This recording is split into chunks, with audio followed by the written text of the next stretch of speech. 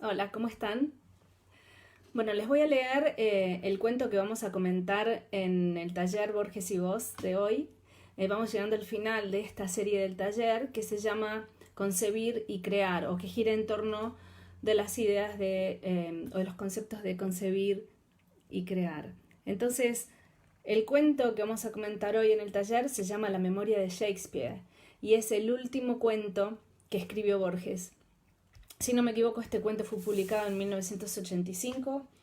Entonces, ahí, hacia el final de la vida de Borges, que murió en 1986. Es el último cuento que escribió Borges.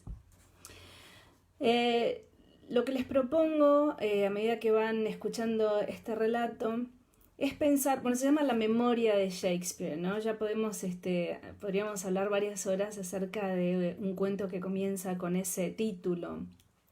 Pero la propuesta es, sí, que pensemos en la memoria, que pensemos en los precursores, es un tema importante que le gustaba, le interesaba a Borges, que pensemos, sí, en la idea del autor, pero lo más importante, o lo que les propongo hoy, lo que nos ocupa en el taller Borges y Voz, alrededor de la idea de concebir y crear, concebir, imaginar, plantearse, considerar cosas que son nuevas o que vamos descubriendo.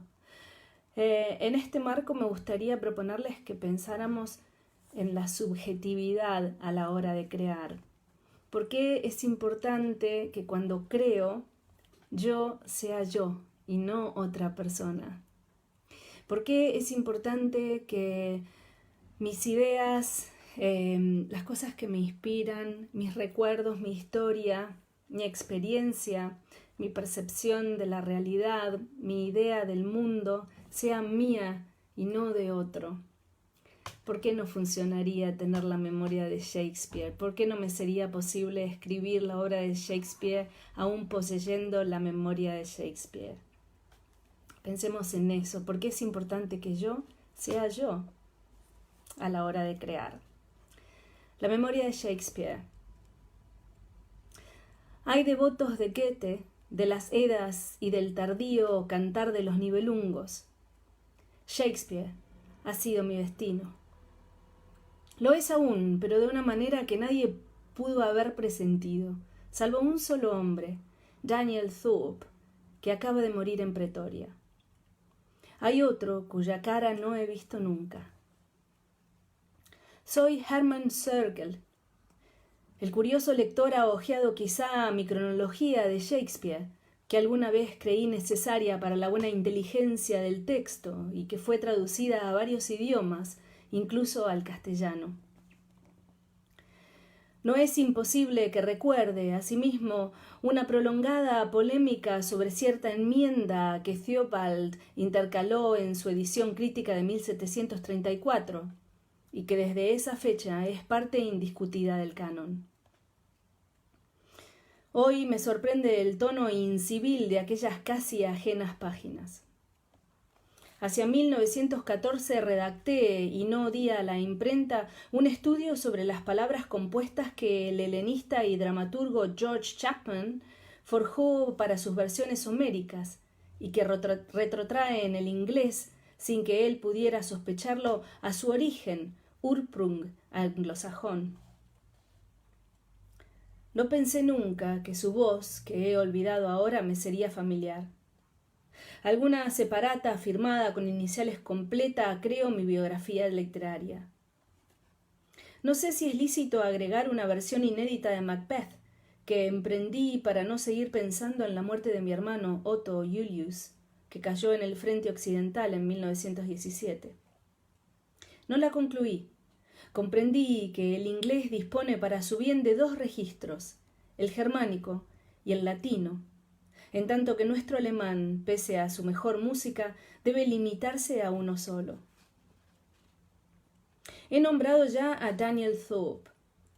Me lo presentó el mayor Barclay en cierto congreso shakespeariano.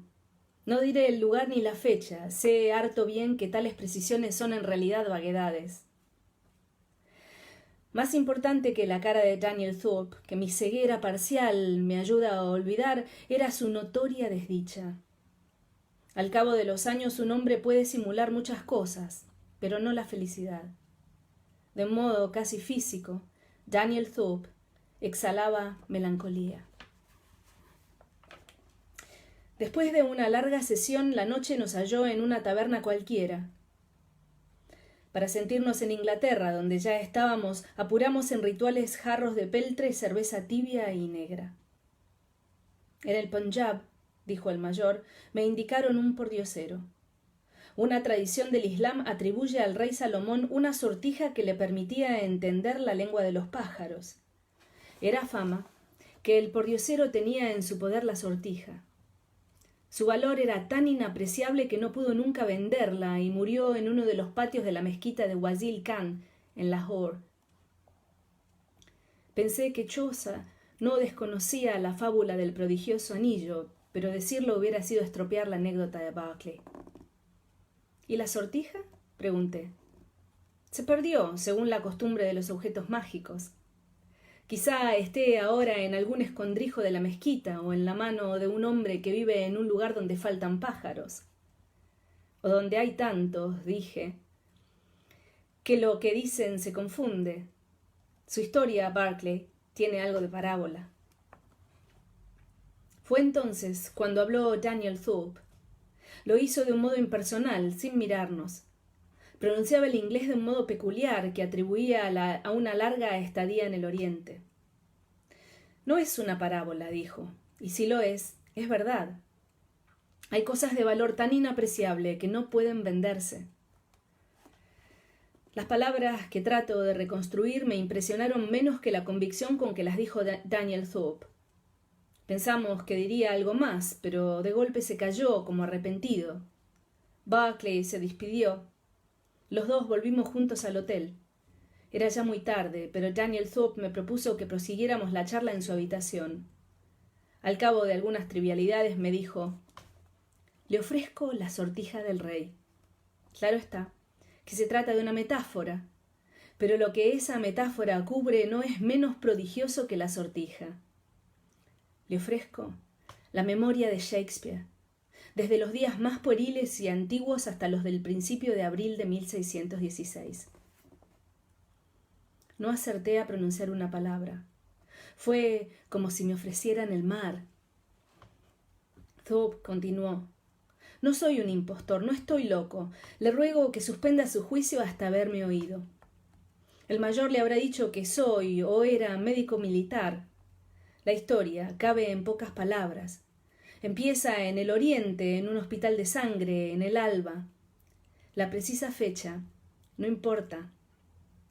Con su última voz, un soldado raso, Adam Clay, a quien habían alcanzado 2 descargas de rifle, me ofreció, poco antes del fin, la preciosa memoria. La agonía y la fiebre son inventivas. Acepté la oferta sin darle fe. Además, después de una acción de guerra, nada es muy raro. Apenas tuvo tiempo de explicarme las singulares condiciones del don. El poseedor tiene que ofrecerlo en voz alta y el otro que aceptarlo. El que lo da, lo pierde para siempre. El nombre del soldado y la escena patética de la entrega me parecieron literarios, en el mal sentido de la palabra. Un poco intimidado le pregunté: «¿Usted ahora tiene la memoria de Shakespeare?». Thorpe contestó: «Tengo aún 2 memorias, la mía personal y la de aquel Shakespeare que parcialmente soy. Mejor dicho, 2 memorias me tienen. Hay una zona en que se confunden.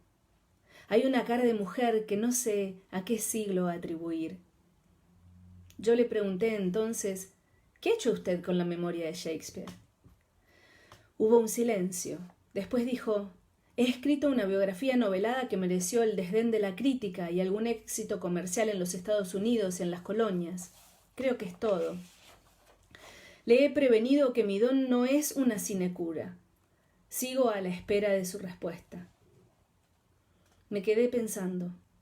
¿No había consagrado yo mi vida, no menos incolora que extraña, a la busca de Shakespeare? ¿No era justo que al fin de la jornada diera con él? Dije, articulando bien cada palabra, acepto la memoria de Shakespeare. Algo, sin duda, aconteció, pero no lo sentí. Apenas un principio de fatiga, acaso imaginaria. Recuerdo claramente que Thorpe me dijo: la memoria ya ha entrado en su conciencia, pero hay que descubrirla. Surgirá en los sueños, en la vigilia, al volver las hojas de un libro o al doblar una esquina. No sea impaciente usted, no invente recuerdos. El azar puede favorecerlo o demorarlo según su misterioso modo. A medida que yo vaya olvidando, usted recordará. No le prometo un plazo.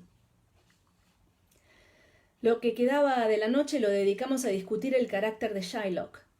Me abstuve de indagar si Shakespeare había tenido trato personal con judíos. No quise que Thorpe imaginara que yo lo sometía a una prueba. Comprobé, no sé si con alivio o con inquietud, que sus opiniones eran tan académicas y tan convencionales como las mías. A pesar de la vigilia anterior, casi no dormí la noche siguiente.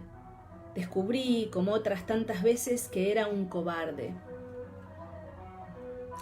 Por el temor de ser defraudado, no me entregué a la generosa esperanza. Quise pensar que era ilusorio el presente de Thorpe. Irresistiblemente la esperanza prevaleció.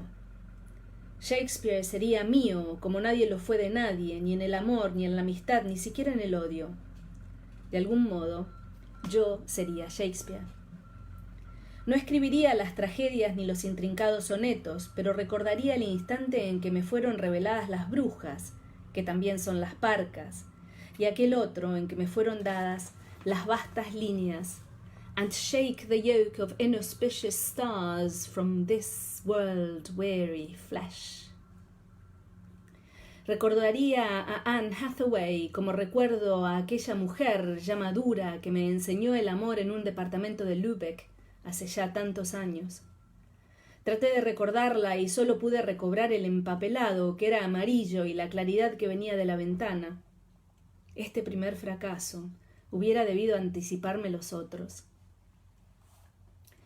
Yo había postulado que las imágenes de la prodigiosa memoria serían ante todo visuales. Tal no fue el hecho. Días después, al afeitarme, pronuncié ante el espejo unas palabras que me extrañaron y que pertenecían, como un colega me indicó, a An ABC de Chaucer. Una tarde, al salir del Museo Británico, silbé una melodía muy simple que no había oído nunca. Ya habrá advertido el lector el rasgo común de esas primeras revelaciones de una memoria que era, pese al esplendor de algunas metáforas, harto más auditiva que visual. De Quincey afirma que el cerebro del hombre es un palimpsesto. Cada nueva escritura cubre la escritura anterior y es cubierta por la que sigue, pero la todopoderosa memoria puede exhumar cualquier impresión, por momentánea que haya sido, si le dan el estímulo suficiente. A juzgar por su testamento, no había un solo libro, ni siquiera la Biblia, en la casa de Shakespeare. Pero nadie ignora las obras que frecuentó. Chaucer, Gower, Spenser, Christopher Marlowe, la crónica de Holinshed, el Montaigne de Florio, el Plutarco de North. Yo poseía de manera latente la memoria de Shakespeare. La lectura, es decir, la relectura, de esos viejos volúmenes sería el estímulo que buscaba. Releí también los sonetos, que son su obra más inmediata. Di alguna vez con la explicación o con las muchas explicaciones. Los buenos versos imponen la lectura en voz alta. Al cabo de unos días recobré sin esfuerzo las R's ásperas y las vocales abiertas del siglo XVI. Escribí en la Zeitschrift für germanische Philologie que el soneto 127 se refería a la memorable derrota de la Armada Invencible. No recordé que Samuel Butler, en 1899, ya había formulado esa tesis. Una visita a Stratford-on-Avon fue previsiblemente estéril. Después advino la transformación gradual de mis sueños. No me fueron de paradas como de Quincy pesadillas espléndidas, ni piadosas visiones alegóricas a la manera de su maestro Jean Paul. Rostros y habitaciones desconocidas entraron en mis noches. El primer rostro que identifiqué fue el de Chapman, después el de Ben Jonson y el de un vecino del poeta que no figura en las biografías pero que Shakespeare vería con frecuencia. Quien adquiere una enciclopedia no adquiere cada línea, cada párrafo, cada página y cada grabado. Adquiere la mera posibilidad de conocer algunas de esas cosas. Si ello acontece con un ente concreto y relativamente sencillo, dado el orden alfabético de las partes, ¿qué no acontecerá con un ente abstracto y variable, ondoyant et divers, como la mágica memoria de un muerto? A nadie le está dado a abarcar en un solo instante la plenitud de su pasado. Ni a Shakespeare, que yo sepa, ni a mí, que fui su parcial heredero, nos depararon ese don. La memoria del hombre no es una suma, es un desorden de posibilidades indefinidas. San Agustín, si no me engaño, habla de los palacios y cavernas de la memoria. La segunda metáfora es la más justa. En esas cavernas entré. Como la nuestra, la memoria de Shakespeare incluía zonas, grandes zonas de sombra rechazadas voluntariamente por él. No sin algún escándalo recordé que Ben Jonson le hacía recitar hexámetros latinos y griegos y que el incomparable oído de Shakespeare, solía equivocar una cantidad entre la risotada de los colegas.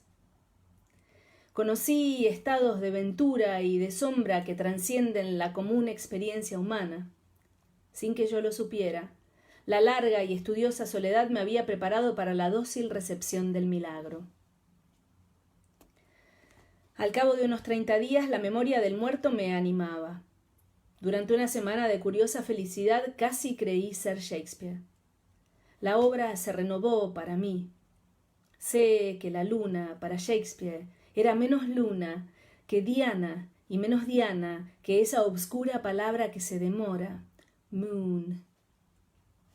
Otro descubrimiento anoté.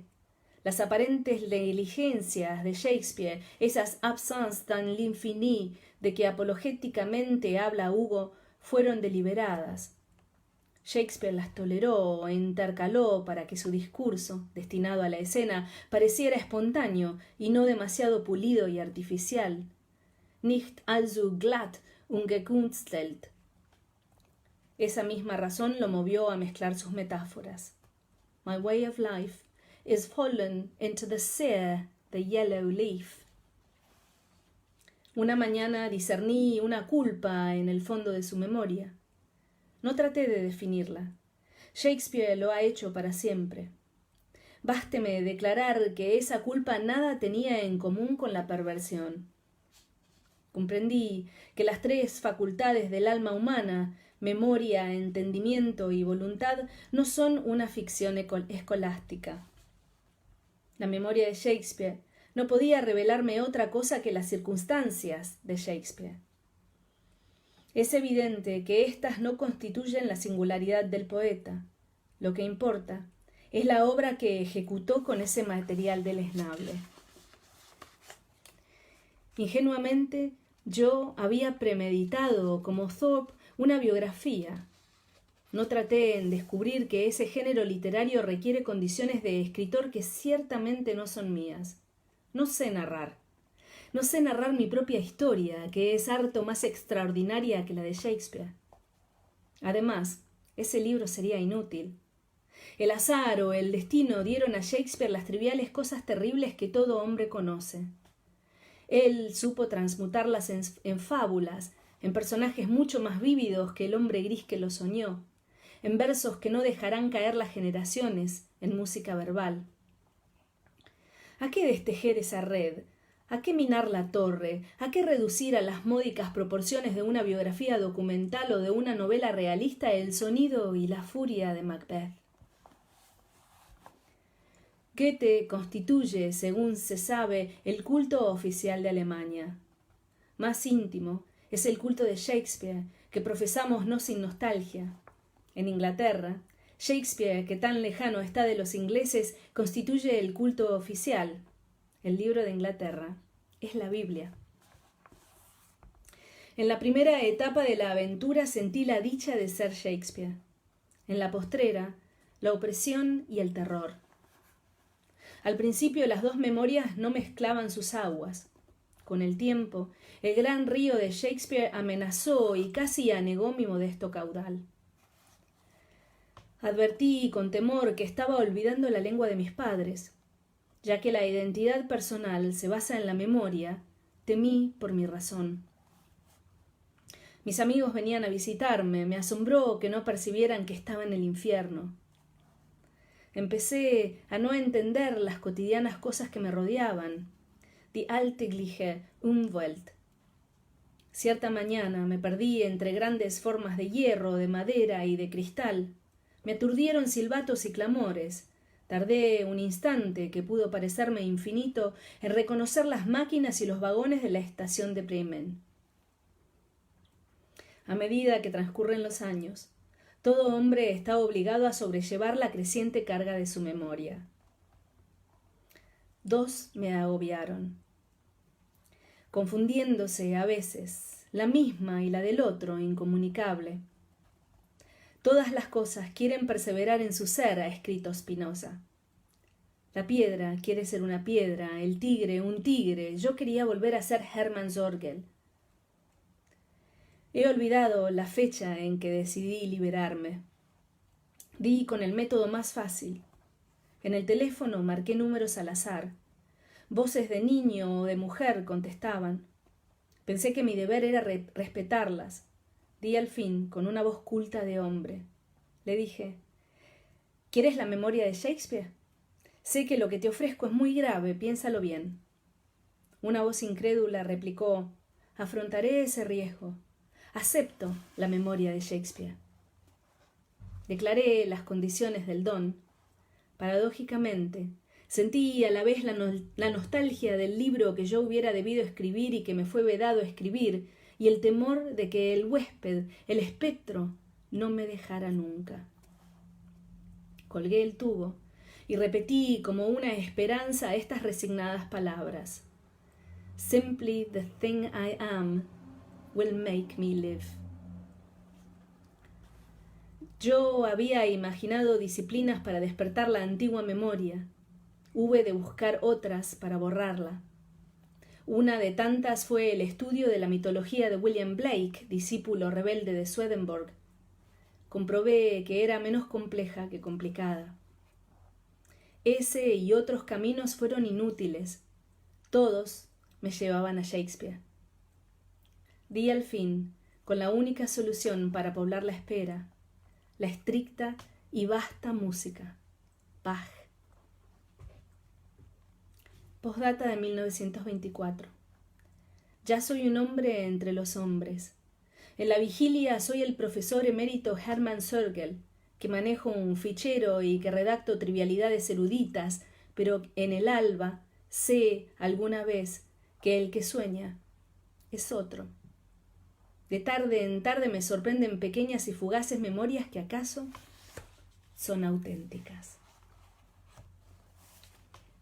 Esa fue la memoria de Shakespeare, el último cuento que escribió Jorge Luis Borges en 1985.